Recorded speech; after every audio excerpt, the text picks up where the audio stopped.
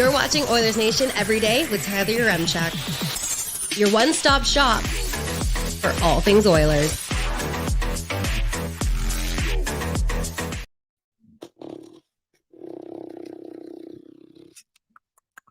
Shit. Let's get into it with the lead.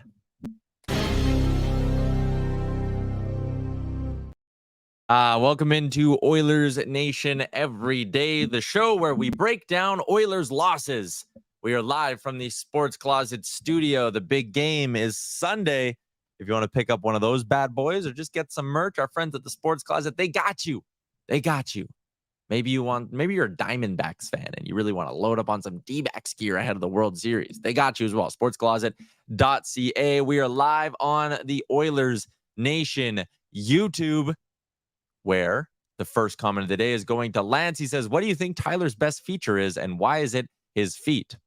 That's weird. We're not going to get into that. What we are going to do, though, is get into another disappointing loss by the Edmonton Oilers. Give me your comments over in the Finning Cat YouTube chat. That rhymes.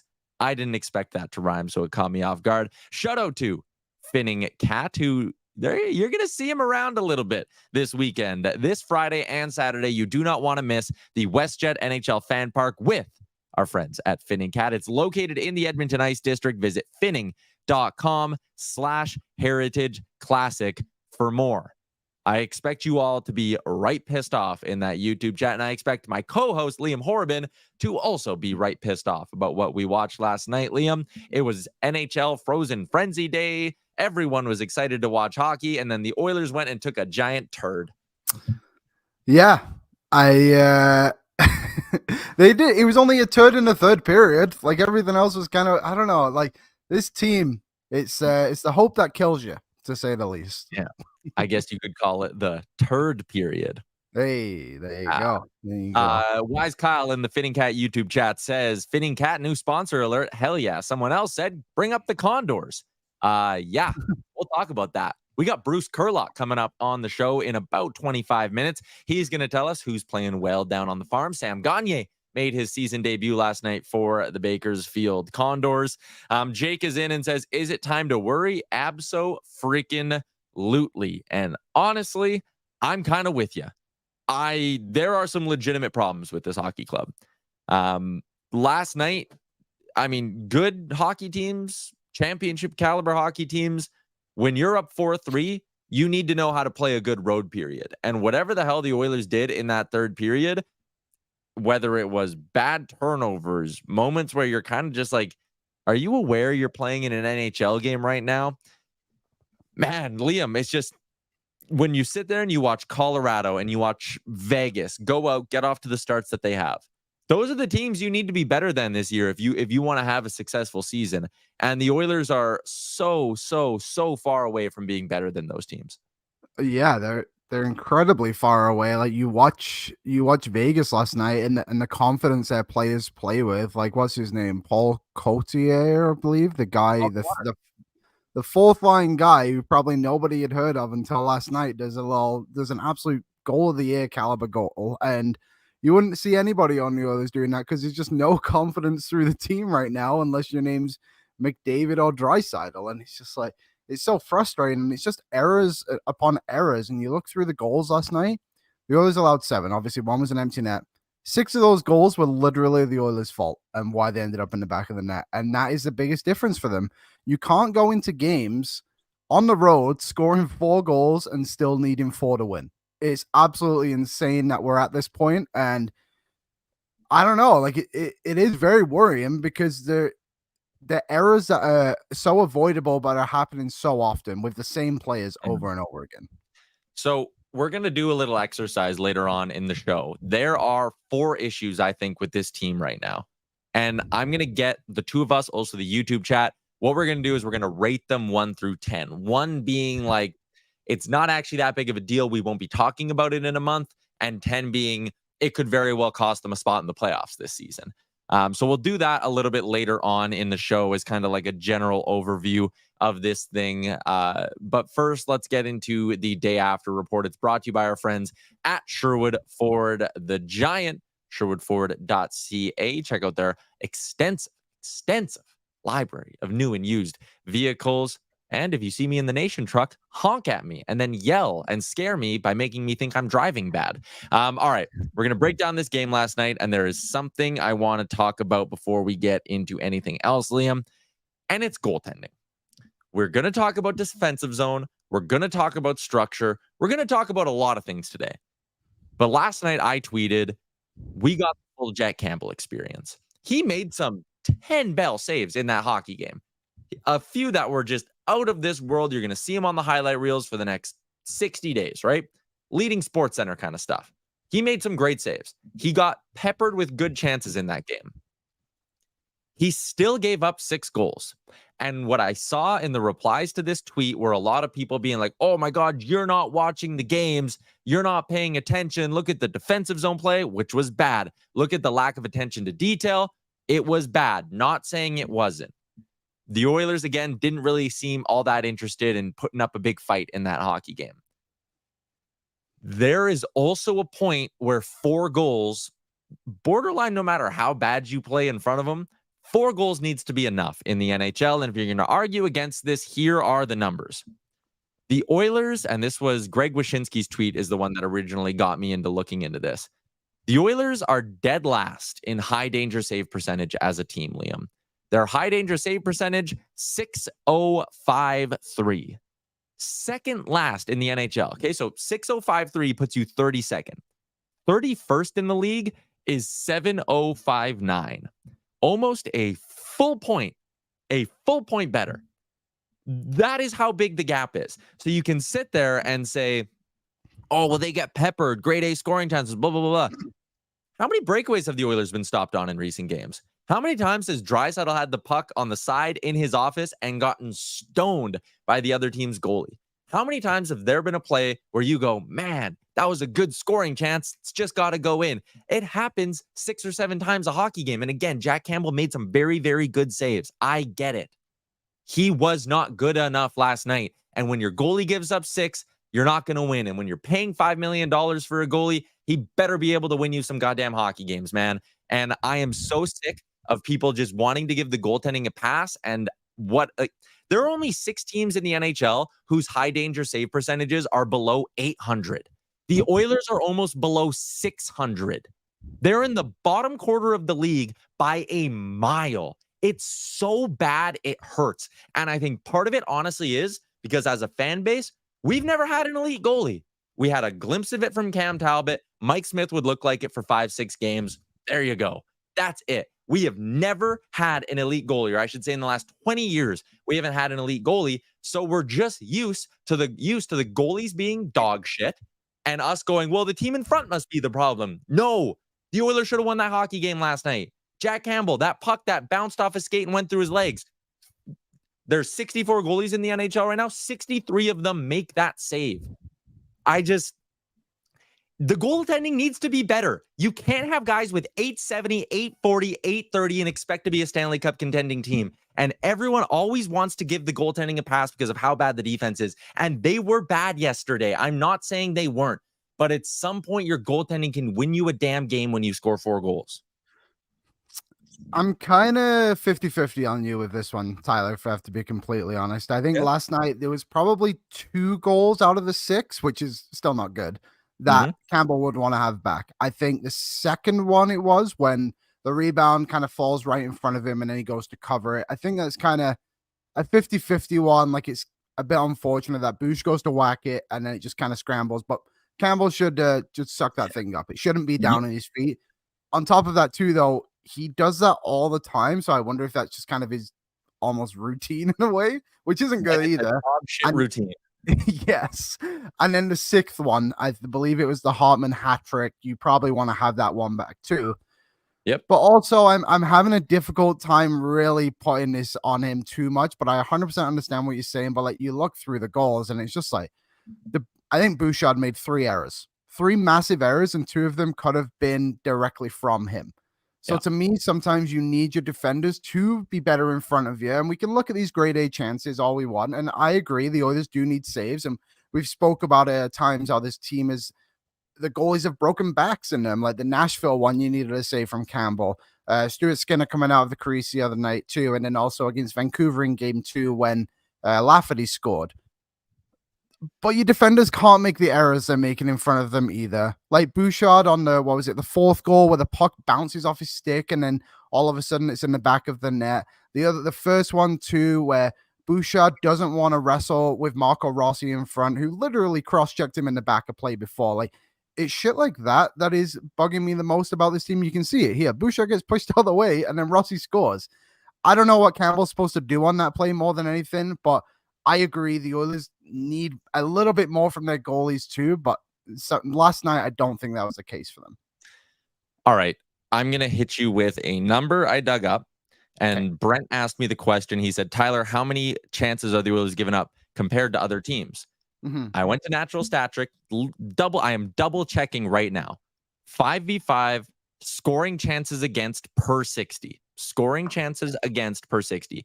The Oilers give up 24.44 scoring chances against per 60. Liam, do you want to take a guess at where you think that ranks? 24 point, what was it, sorry? 4 scoring chances against per 60. Oh, I assume that's relatively good in the league. 6th best in the entire NHL, Liam. The Oilers give up the 6th least scoring chances against at 5-on-5.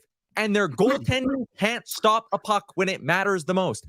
I get that some of you think I'm taking the easy way out at this. And the truth is probably somewhere in the middle of this whole debate. The defense sucked. Their lack of attention to detail sucked. Jack Campbell and Stuart Skinner so far this season have sucked. And I believe in them. I still think Jack can have a really, really good bounce back season. I think Stuart Skinner is your goalie of the future. But right now, in this moment, they are a massive reason why this team has 1 win in 6 games. Like, I'm sorry. I don't like the idea of like making the goaltending some sort of sacrificial thing where you just jump right onto them, whatever, because it can often be too easy to say that. But Jack Campbell reaches his paddle across, makes 1 save, and then everyone goes the rest of the hockey game being like, well, it can't be his fault. He robbed a guy on a 2-on-1. What are we doing here? That 1 glove save, and I know it got everyone all fired up, yelling on the broadcast. That 1 glove save where he had to reach back, I don't know what he was doing prior to that save. He was like facing the wrong way. Half the net was open, and he had to act like a first baseman digging a puck out of the dirt, reaching over to grab it. If he just plays positionally sound, 6 of the saves you think are impressive last night are not all that impressive, and the goalie at the other end made 8 of them. Well, how about this? How about this as a statement? The Oilers defense just isn't good enough throughout the game, and then Campbell is allowing Skinner is allowing so many goals, and then when they truly need to make a save, it's not happening. Do you think that's probably a fair way to evaluate everything? 100%. So it's on both of them. Yeah, it's on everybody, and I really don't want to make it sound like I know I am piling on them right now, but the last little area of numbers I wanted to bring up here. The Edmonton Oilers are allowing goals against per game, 2nd worst in the league, 4.5 goals against per game. The Vegas Golden Knights are allowing 1.86 goals against per game. I went to the new NHL stats website, NHL Edge. The shots that happen right in front of the net, right in front of the slot and in the crease. The Golden Knights this season have allowed 54 of them. The Oilers have allowed 50 of them. I know, I guess Vegas has played 1 more game, so there you go. That'll help their numbers, but the point is they're close. Even in that 1 extra game, the Oilers will give up 5 or 6, and the numbers will be close. They're not good enough, man. They aren't good enough. The goaltending's not good enough. The defensive zone is not good enough. And okay, we can talk about that actually in a second. The other thing too, it's lack of attention to detail. How the hell does an NHL hockey team take 3 too many men on the ice penalties in 1 hockey game? 3. And you know what's the worst part? They're lucky they didn't get more. There was 3 other chances in that or moments in that game where it's like that easily could have been too many men, or they had to give up a 2-on-1 because guys didn't know how they were changing. What the hell is going on? How do you do that? Do we have the 3rd goal, Aaron? I can't remember who scored it, but that is a terrible, terrible line change on this one too that leads directly to a goal. Like, it's this one right before. Like, I cut the highlight too early, but you can see the bench is changing and Minnesota is coming into the zone. And then when the puck gets across, I believe it's Hyman, literally has no time to go and catch his man. And then they just end up scoring on this play. And it's just like, how do you have so many bench errors throughout a game? Like, I completely agree, Tyler. This was such a crazy thing that was happening last night. I think Minnesota got 1, maybe 2, whatever it was. And maybe the refs were just paying way more attention to it than they usually do. But also, like, figure it out. Like, there was the one when Philip Broberg didn't go for the change, and then they called it because Kulak simply wasn't ready. And Broberg, I think, made the right decision. Had to stay on the ice and try to avoid the 2-on-1. And it's like, Brett Kulak, how are you not ready to come onto the ice? Are you a 10-year vet in the league, and you're expecting a second-year player just to, like, I don't know. Like, it's just it was such a weird ride for this team last night in so many regards, and just error after error after error. It's surprising they even managed to get 4 goals in the back of the net, to be honest. Yeah, it's an all new level here for the Oilers. There was a comment in here. We're going to talk about the blue line next. Lawless 096. Bouchard is -8 with 8 points. He's been on the ice for 16 more goals than he's been a part of. That's actually not true. That's not how that stat works. That's why I hate just generally lobbing out plus minus, because people don't quite understand it. Evan Bouchard's been on the ice for 125 minutes so far this year. The Oilers have scored 11 goals in that span. They've allowed 12. If you take power play out of that and just look at even strength hockey, and actually I'll go a step further, I'll go 5-on-5, so we take empty netters out of it too, because those really aren't a defenseman's the defenseman's fault. So at 5-on-5, he's been on the ice for 90 minutes. They've been outscored 9-4. Not great, but the gap isn't 16. He's on pace for like 108 points, and he's on pace to be a -108 in his plus minus on the year. Like, not good. Evan Bouchard's been bad, flat out bad. You could very easily make the argument he has been their worst defenseman, and it's a sizable gap. Yeah, I don't think there's an argument. I think it's a factual statement. It is very clear he cost the Oilers at least 2, at least maybe 3 goals last night, which ultimately was the difference in the hockey game. I don't know. I really feel like Jay Woodcroft has got to hold Bouchard accountable in some regard here, especially after the error on I believe it was the 4th goal that gave Minnesota a 4-3 lead. Like, you can't allow that to happen and then literally put him out the next shift. And I understand it. Like, Bouchard obviously went out and was the one who got the assist on Evander Kane's goal. And that's what he can do. But also, he's a defenseman and he needs to be able to defend more than he can attack at the same time, right? And it's difficult to see that, I think, when Bouchard makes so many errors. And then you look at Philip Broberg, who actually, I thought, a pretty solid game last night, all things considered. Fine. Played less than 10 minutes, 5-on-5, and I believe only Adam Ernie was maybe lower than him in the entire team on 5-on-5 minutes. Like, what kind of message is that sending to the team when you can essentially do whatever you got to do defensively and make all these errors, and then Broberg could do everything right and he's not even playing 10 minutes? I don't think it's very fair, and I think that's something that Jay Woodcroft and maybe Manson, whoever is making those decisions, need to think about down the road. Okay, someone in here, who was it? Salty Dylan. Tyler's gonna defend Bouchard. No, I just said he's been their worst defenseman and there's been a decent gap. Our boy Tyler Mulick said, he's an offensive defenseman. He's got 8 points in 6 games. We need to stop with the hate.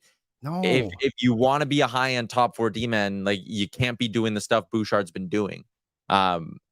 We can go back to the Philly game. We can go back to a lot of the games this year where, like, he makes blatant mistakes and they're ending up in the back of the net. Now, if you want me to give a sliver of defense to Bouchard in all of this, which is funny because he's also only been offering up a sliver of defense. Every mistake he's made has pretty much ended up in the back of his net. It's kind of a bigger picture Oilers discussion too, where, like, it kind of seems like every mistake they make, every grade A scoring chance they give up is winding up in the back of their net right now. They're getting breakaways. They're getting great looks. They're not falling their way. Their shooting percentage is low. Like, there is an element, as much as no one wants to hear me say this, there is an element of this thing that is bad luck. And it will turn around. This team's not going to win 1 out of every 6 the entire year. They're not going to finish with 40 points in the regular season. They're going to go on a run. I made this point today on DFO Live with Frank Saravalli. Every year, there is a 1-month gap where this team does exactly what we're watching right now. And they look like the worst team in the NHL for 4 to 6 weeks. And then what do they always do? they go nuclear in March, they have a strong 10-game run somewhere else, and they get into the playoffs. Last year, they almost won the Western Conference, and they were really, really bad from, I think it was, middle of December to middle of January, right? Whenever that LA game was. They were really, really bad for a stretch. And you know what we were doing on this show every day, Liam? Having the same conversations we were having right now.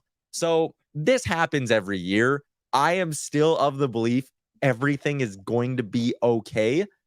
But that doesn't make it any less frustrating to watch what we've watched last night and what we've watched through 6, 12, 18 periods in an overtime frame. Yeah, I agree, Tyler. You're 100% right in the lulls that this team has consistently every single year. I think the frustrating part of it all, though, for fans is the same headlines every time they go through these troubling times. Is goaltending's poor and defensively they're awful. And unfortunately, it's typically the same guys that are in those situations. So the Oilers maybe need to put their guys in better spots. I'm not 100% sure what they could even do. And like you said on Bouchard, like, yes, Tyler Mulick's right in saying like he's had a good offensive season and all that kind of stuff. No one's denying that. I mean, he was on the ice for 3 of the goals, 4 for the Oilers yesterday. So that's a big positive. But when you counter that with 3 against as well, it's not worth it. And I think the Oilers just need to hold players accountable, but they will be better. They are going to be better. I don't know when, but eventually this team will win a couple of hockey games in a row and we'll all be okay. Yeah, I am with you. It'll be all right. Tyler Mulick, I wish they could just dominate teams. Watching Colorado in 21 and Vegas last year, they were able to go through a full year of being dominant. I want that Oilers. Vegas last year wasn't a full year. Like, I mean, they finished 1 point ahead of the Oilers. And again, the Oilers were bad for like a 1-month stretch. So every team for the most part is going to go through a 1-4-1 run. Richard in the Facebook, the scary thing is that we're a cup contender. And I know whoever wins the cup will go 1-3-1 at some point in the season, but I can't see any cup contender look this bad in their own end over a 5-game stretch this season. A one-off game is one thing. 2 weeks is a different story. And I agree with you 100%. I totally understand what you're saying there.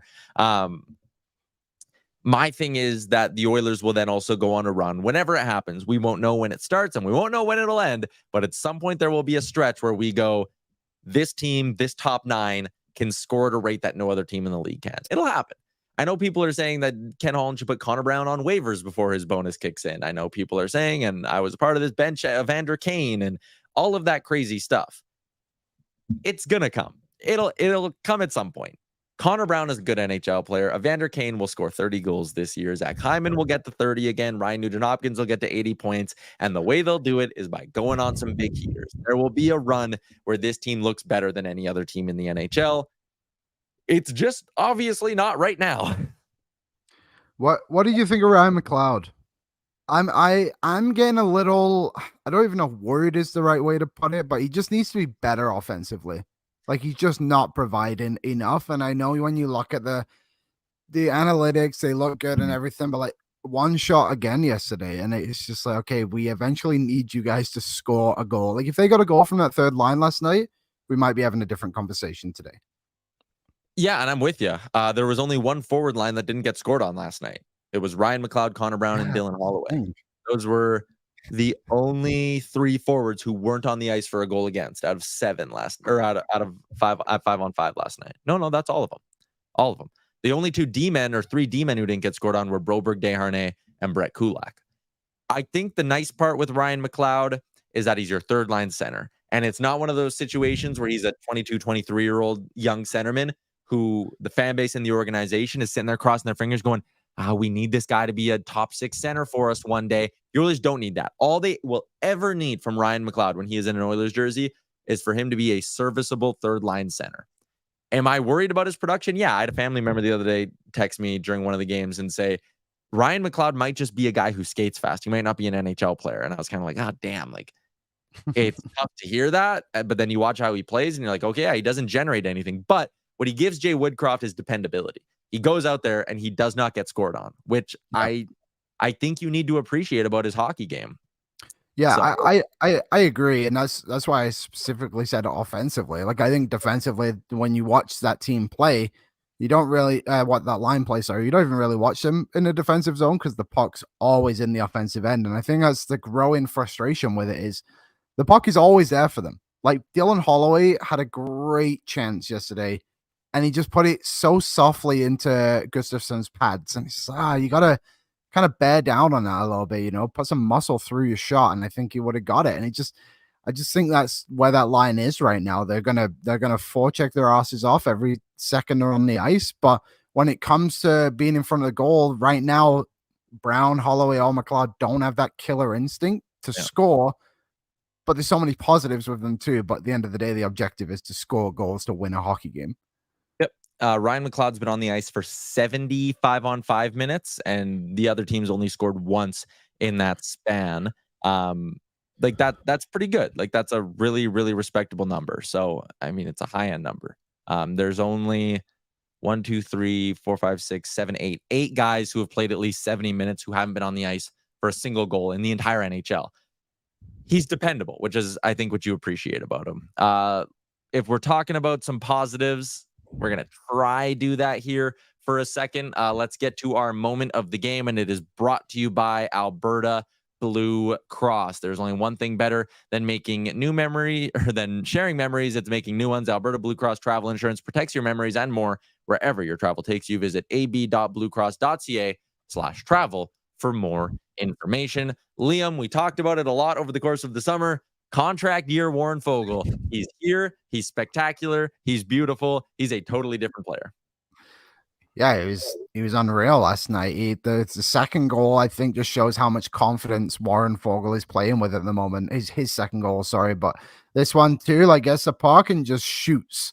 Just shoots. That's all he did. He didn't try and do anything fancy with it. He got his opportunity and he shot the puck, and that's all he did on his second goal as well. And I think the Oilers need more guys like that who are just going to fire home the puck or at least give it a go when they have their opportunity. And Warren Foegele was fantastic last night. The frustrating part is he barely played. For some reason, this guy only played more minutes than Adam Ernie and Derek Ryan last night. Like, that's another thing. Woodcroft, if you're going to allow Bouchard to run around and do whatever he's going to do, you need to be able to reward your players who are actually having good games like Warren Foegele, who are putting the puck in the net. Yeah. Warren Foegele, you tweeted it here, 13:38 last night. Desharnais played 13:16. Ryan was 10:45. Broberg 9:16. Ernie 8:43. I think what works against Foegele in this whole thing is just that they don't put him out there on the PK and he doesn't get power play 2 time, right? So he actually played more, or he played the exact same as Zach Hyman last night. They both played 12:43 at even strength. So he played more than Connor Brown at even strength, played more than Ryan and Ernie at even strength. So I think the parade to the penalty box kind of killed his minutes a little bit. I agree, but why? Like, why is he not given the chance to go on that second unit power play and score? He has 2 goals in the game. Like, you gotta play your hot guys, and it's frustrating to watch. It's like Foegele has 2 goals tonight. Why is he not being rewarded for what he's doing to help the team win? And that's the thing that's just so obvious right now. Yeah. Ryan Nugent-Hopkins on the ice for 6 goals against in last night's hockey game. Also not what you want from a guy who you're hoping could step up a little bit in Connor McDavid's absence.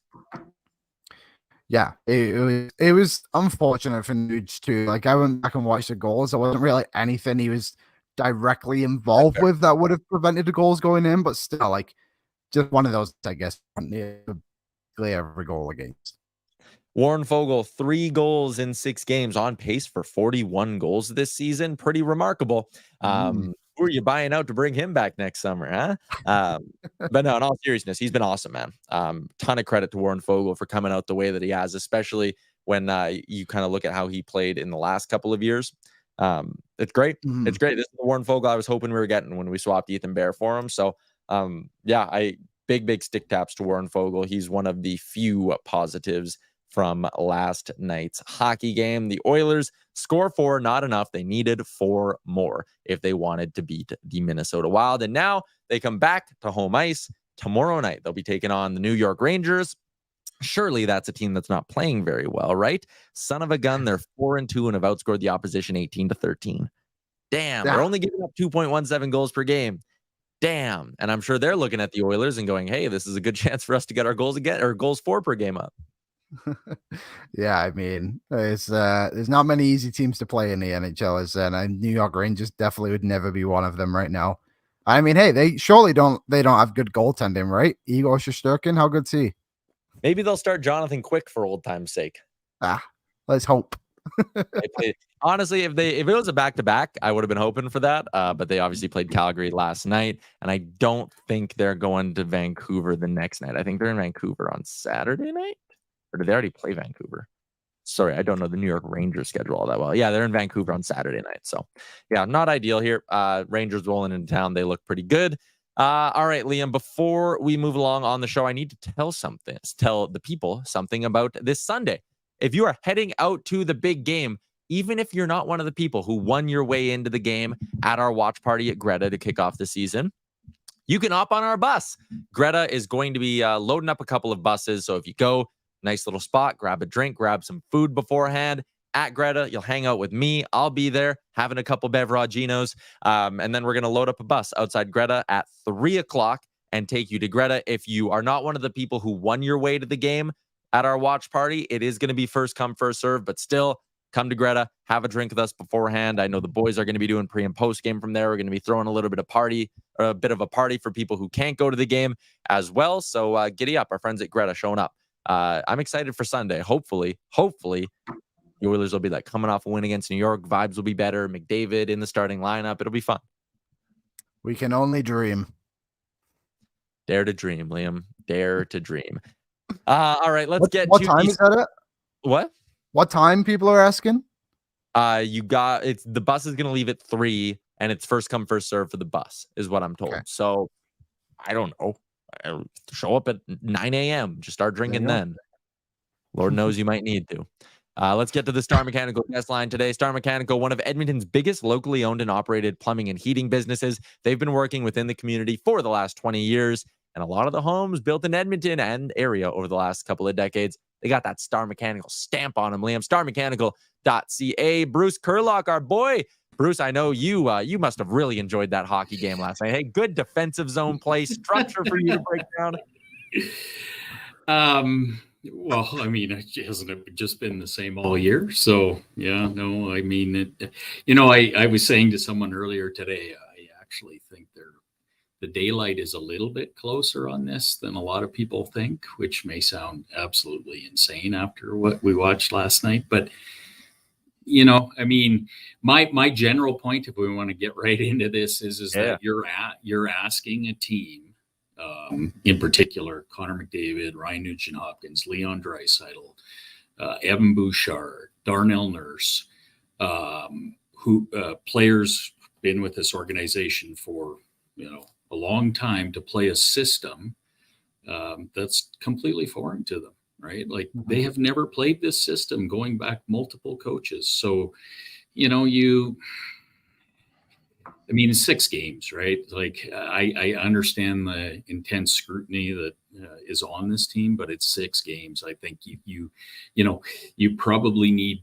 I wasn't crazy about the idea the other day on whatever the prior loss was. It was a Saturday night, or I can't remember, and they came back and they skated for 20 minutes. I think you have to kind of, even if it costs you a couple of games, I think you have to have some hard practices and drive some of this stuff into them consistently, because you can just see it's tentativeness, looks like a little bit of indecision, and that just routine will sort of solve that, I think. So it's too soon to give up on it. I think structurally, I think they understand what they need to do. They're playing very, very passive. And, as much as it sounds a little bit crazy, the box +1 and the 1-1-3 in the neutral zone, it's more passive, but there are times when you need to be aggressive. And, they're just not doing that because they just haven't done that very much. So, I mean, as much as I would say, it'd be nice if we did something else, I think you got to preach a little patience here. Yeah, it's only 6 games, hasn't even been 10% of the season yet. But you talked about the defensive zone thing, and that is what a lot of people are latching onto right now. There have been some goals where you're kind of like, what is everybody doing here? I think the one last night where, again, the guy just walked out in front. Right before that, 4 players are just staring at the dude with the puck. No one's even a little bit aware of what's going on around them. My question is, like, how you said, we're maybe getting close to the light at the end of the tunnel here. Do you think this team is capable of figuring it out in their D zone? Yeah, I think so. I mean, this is like, so a man-to-man style of defense. I heard a lot of talk in the offseason that this will be a much easier defense, this box plus one. A man-to-man in many ways is actually quite a bit easier because you just attach to the player that you're assigned to and you just follow them everywhere. And that is that's actually a really quite easy system to play. This system can also be easy, but what you have to do is temper your natural instinct to be aggressive and go towards the puck. It relies on you sinking down into the slot and staying very patient and waiting for the team to get fed up and send in the 55-foot wrist shot that gets blocked, and away you go. So what you're seeing last night in particular, more than anything, was just some players. So the counter to the box plus one, if you're offensive, is to spread out the zone, get wide and get high, and try and drag these players out of the box. And that's just naturally what is happening to the Oilers because they are so used to this man-to-man system. I think they're just caught in between right now. And, so I think you just have to allow this to evolve a little bit. But, in terms of their high danger chances against or scoring chances against, I'm actually pretty okay with it. It just, the issue, you're damned if you do and you're damned if you don't here, because the issue last year, which resulted in the changes, was these 5 Bell highlight reel, completely embarrassing goals against where guys were left. And you're seeing it again. But that's just the nature of, any defensive system is going to give that up. When you're asking a team to learn a completely new defensive system, and, oh, by the way, go back to the 1-1-3, which, yes, they ran for a half a season 2 years ago. It's a lot of change. I think you just got to be patient. I'm very intrigued for your take on this next one because you're a guy who watches the game so closely. You break down the systems and all that. You also have an eye on numbers and all of that. Where are we at with Evan Bouchard right now? Because a lot of people are ready for him to be stapled to the bench unless it's a power play. Some people are saying, hey, it's not that bad. Just every mistake's ending up in the back of his net. And eventually that just won't be sustained. Where are you at with Bouch? I think the game's too fast for him right now. Again, the same thing.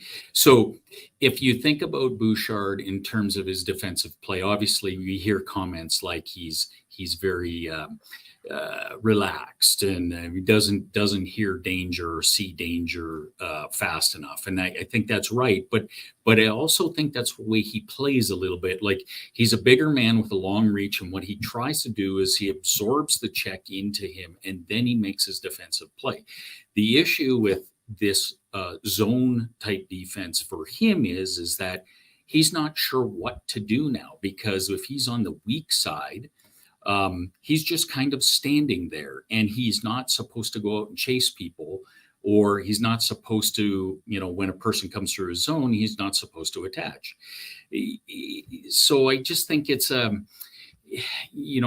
game itself is pretty fast for him right now because he's in a new system. I don't think you can do anything other than just continue to be patient with him. I think you could reduce his minutes. I think we could put him, last night would have been a perfect example where, they're stuck, right? They have to play 11-7 until they resolve this, injury issue, cap issue, however you want to call it.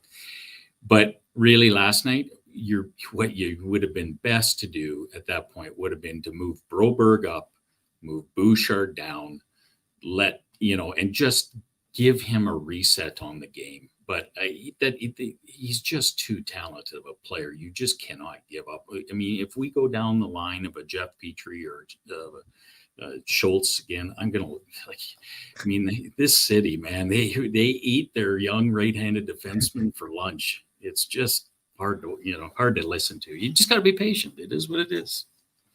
What have you thought of Broberg so far then? I thought last night was one of his better games. I like Broberg. Like, Yeah. I don't have any problem. Like, I think, part of the problem is that, and this is just a classic, right? I mean, he's the 8th overall pick. And I mean, like, can we see any more Cole Caulfield highlights? And I mean, I was there saying, like, before the draft, take Matthew Boldy. We didn't take Boldy, whatever, right? Like, so he's, and we do this in the city, right, where we say to them, we immediately assign where they were drafted to how they need to play. The draft is sunk. That's a sunk cost. It's gone and finished. He's not a spectacular player in terms of highlight reel stuff, but he's going to be, if you can just hang with him, he is going to give you 15 years of top 4 minutes. He's going to be okay enough on the offense, and he's going to be a shutdown defenseman. I'm convinced he's going to be a shutdown defenseman. He skates well. He's physical enough when he wants to. He's aggressive, which is, something this defense needs a little bit more of, and he's got a big long reach on him. I liked his game last night, and I've liked his game really all year, quite frankly.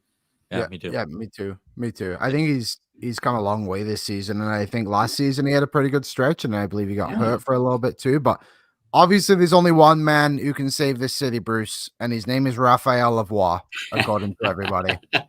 How is Raphael Lavoie doing in Bakersfield so far? So, it's interesting. I was saying to another person last night, had the Bakersfield Condors played the schedule the rest of the AHL had played, I really wonder where we'd be at. They've only played 3 games, right? So most other teams are 5, 6 games, 4, 5, 6 games, but a lot at 5 or 6. And he has been dynamic. Little bit of a slow start in the first game, and then he really, even the game where they laid the egg in the home opener, I thought he had really good moments. Last night he was fantastic. He scored a couple of nice power play goals. The big thing is he's moving his feet. I think that's the important piece with him. I hear a lot about people worrying about his defensive game. I just never worry about his defensive game. I think what goes unremembered is that this guy was counted on in the penalty kill at the World Juniors, right? Like he has that ability in him, and for him, it's just move his feet stuff. And he was physical last night. He's been physical all year, but he's particularly last night, he was skating well, scored a couple of goals. The only thing I would say is he is not going to save the Edmonton Oilers. I mean, he can contribute for sure. And again, like you look at, I mean, I'm watching Adam Ernie last night, and then at the same time, I'm watching Lane Peterson as an example, and it's not Rafi Lavoie, but just I look at Lane Peterson versus, because you don't want to put a Rafi Lavoie in this situation, but if Adam Ernie is going to get that kind of ice time, I don't understand why Lane Peterson isn't here. Like he's a right-handed shot. He can take face-offs. He brings a little bit of offense. Like he can do more. He can do more than what Adam Ernie can do. Bring him up. But anyways, Rafi Lavoie's been very good.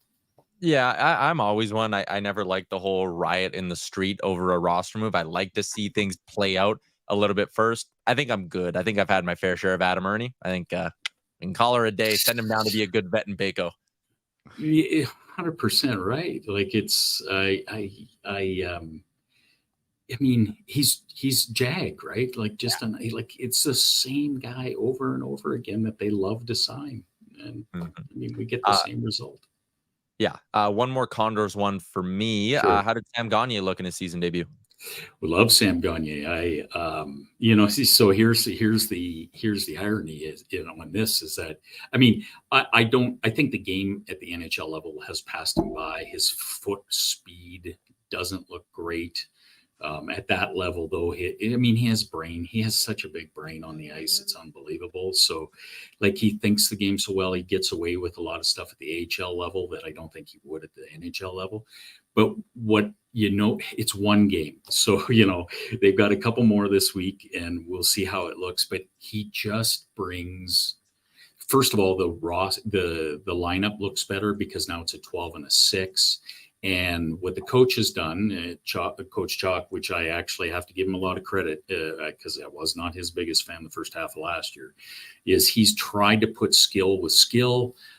So, last night you had Gagne with Bourgault and Peterson, and it was just a really nice look. You could just see Bourgault play so much freer, almost like he was surprised that there were players available in spots where, they should be, right? And he was very good. I really don't want to see him in Edmonton, as rude as that might sound, because I just think these kids down in Bakersfield are going to benefit so much for him down there. It's such a shame because he wants to be here so bad. The locker room wants him here so bad. The fan base wants him here so bad. He's such a good story, but I think I'm with you. Yeah, and who knows? I mean, if I remember right, it's hips or a hip. So 10 games, maybe it's a different look. But he balance doesn't look great, speed doesn't look great. But this is only his first game, so let's give it 10 games to see where we get to. Fair enough. Yeah. All right, Bruce. I think that's all the time we got here because we're already at 12:46. I really appreciate the insight. You calmed me down. I was yelling. I was screaming about Jack Campbell. I was calling people idiots. I'm good now. I'm chill. So thank you. Okay. Well, listen, I'm glad to help, and the invoice is in the mail. If we actually had to pay for this, we'd be in trouble because it'd be worth a lot. There's Bruce Curlock on the Star Mechanical guest line, Edmonton's #1 plumbing and heating company. You can find out more at starmechanical.ca. Yeah, that's great. It's just calm me right down. It'll be okay. It's been 6 games, 7.7% of the season. Yeah. Screw everything else that just happened. We're fine, boys. We're cruising away now. We're chilling. A lot of people comparing Sam Gagner to Connor Brown. Not the same thing. Connor Brown has upside. Connor Brown, I think, will still score 20 goals this year. I think when Connor Brown gets rolling, you will be very surprised at how effective he starts to look. This is fine. With Connor Brown, I'm willing to say it's only 6 games. I think probably the only way for Sam Gagner to get on this lineup is if Derek Ryan gets hurt. Yeah, I think a couple of things should have to go wrong for Gagner to be up here. Do you mind if we do a little thing quickly, Tyler? Sure. I know we've got a little bit to get to, but I want to run past you my projected lines for tomorrow night. All right, hit me with them. Okay, first line, Draisaitl center, Evander Kane, Warren Fogle. Yeah. All right. Okay. Keep going. Second line, Nuge, center in Holloway and Hyman. Third line, I'm going McLeod down the middle, Yaremchuk and Brown. Fourth line, Derek Ryan, and hopefully someone other than Adam Ernie, but probably Adam Ernie. Yeah, probably Adam Ernie. I don't hate it, man. I really don't. I think that the jam that Warren Fogel's playing with, I think that could benefit that Draisaitl line. I thought Evander Kane actually had a pretty okay hockey game yesterday. I don't love him on the power play, I'm being honest. He scored great. Awesome. I love seeing the production. That is ultimately what that dude is judged on. I felt like the play was dying on his stick a little bit too much in that game. I want someone else probably playing power play over him. But I thought Evander Kane looked much better at 5-on-5. Warren Fogle looked great. Play them with Draisaitl. I like your thinking. Dylan Holloway, once again, looked good. Just didn't get enough offensive looks. Does he get more offensive looks playing with Nugent-Hopkins? I would think yes. If Fogel's getting them, why can't Holloway get them? There you go. Then you do it. So I agree with you on the entire top 6. Third line. Yaremchuk and McLeod and Brown. On a B-way yesterday. Like, damn. He did have a good chance. That's why maybe spread it out a little bit. Spreading Yaremchuk out is really a statement I didn't think I was going to say this year. Neither did I. Yeah, I don't hate that third line. I worry about their ability to produce. Like there's a part of me that's in here going, God, like Connor Brown is a complimentary winger. Maybe the reason we think he's failing is just because he's not going to produce with Ryan McLeod, right? Yeah, I mean, possibly. I don't know. Maybe even go a little crazier here and just combine that third line back again and put Brown on the first line, and you go Holloway, McLeod, Fogle. It worked. Mulek and Kyle both said Fogle on the power play, take Kane out. I mean, at this point, I think you just ride the hot hand. I think that spot is like a little dessert spot. You get a little reward if you're playing good thing, you know? I think the way the power play needs to run is through Nuge, Dry, and Bush. Kane at the puck too much. He needs to be like Hyman, where he essentially just doesn't touch the puck until it's in the crease and he has to tap it home. Mhm. All right. I know I said earlier in the show I was gonna do the thing where I rank goaltending, D zone structure, coaching in the depth scale 1 to 10. I'm actually gonna do an article on that today on Oilersnation.com, so you can get my takes on that there, and maybe we'll dissect it a little bit more tomorrow on the show when we have Jay on. We'll do a little roundtable style thing. But for now, let's get to the menu for this evening, and it's delivered by our friends at DoorDash. Liam, Ding dong. you can get 25% off. Our Canadian listeners can get 25% off and no delivery fees on their first order of $15 or more when they use the promo code NATION25. That is all capitals on Nation. Shout out to DoorDash. They're your holiday hack. Dash that for the win. Liam, the menu tonight, it is pretty barren. It is a small set menu. Devils Capitals is the lone NHL game in this one. Hunter Shepard expected to be getting the start for the Washington Capitals. I think it's his NHL debut, so be on the lookout for that. And also, the NBA season kicked off last night. You had the Nuggets beat the Lakers. You had the Warriors lose to the Suns. Tonight, it's the first full slate in the NBA season. I know yourself and our producer, Aaron Bordato, are big NBA fans. So, Liam, I wanted you to get me set for the NBA season in 60 seconds. Oh, boy. I put this in the pre-show prep. Yeah, no, did you? No, you didn't. Well, you got Wemby. He'll be pretty good this season. Obviously, the West is looking pretty good, I would say, with Phoenix stacked up. Will they be healthy for most of the season? Will Jaylen Brown be able to dribble with his left hand? I think that's a big thing for Boston this year. Pretty critical stuff. According to Pat Bev, the Toronto Raptors have no dogs, and I completely agree. They might be a bottom 3 team in the Eastern Conference this season. I'm sorry to say, everybody. Masai Ujiri might be the most overrated GM in the NBA at the moment. And yeah, there you go. Off the top of my head, that's kind of what I'm thinking. Aaron's mouth and jaw, everything's on the floor for Aaron. Aaron, 60-second NBA preview. Okay, you cannot talk ill of Masai Ujiri. In Masai we trust. He won us a ring with his own brain. My breakdown, Eastern Conference. For me, it's between the Bucks and the Celtics. The fact that the Celtics got Drew Holiday and they got Kristaps Porzingis, they're going to be a wagon. For me, it's those 2 teams. James Harden's at practice today. He's at the strip club one day. He's at practice the next. I don't know what that guy's doing. Western Raptors. It's gonna be a tough year, I think. But hey, we'll see. I'm always optimistic. You know me. I like Dennis Schroeder on the Raps. Western Conference. Very excited to see Victor Wembanyama. Liam, I don't know if you saw the photo of Andrew Wiggins taking a 3-ball. Oh, yeah. And it's like Wembanyama is like 5 feet away from him. Hand up, somehow blocks it. The guy is a freak. The Warriors have Chris Paul. They're old news. I'm excited to see the Suns. And I think the Suns are going to be my team. They're stacked. They'll be fun to watch. I'm not a huge basketball guy. I think the Wemby debut is kind of like must-watch TV tonight. It is the main course on our DoorDash menu for this evening. The dude is a freak in the absolute best possible way. And if he stays healthy, like, we're going to be talking about the best basketball player of all time just off his physical attributes.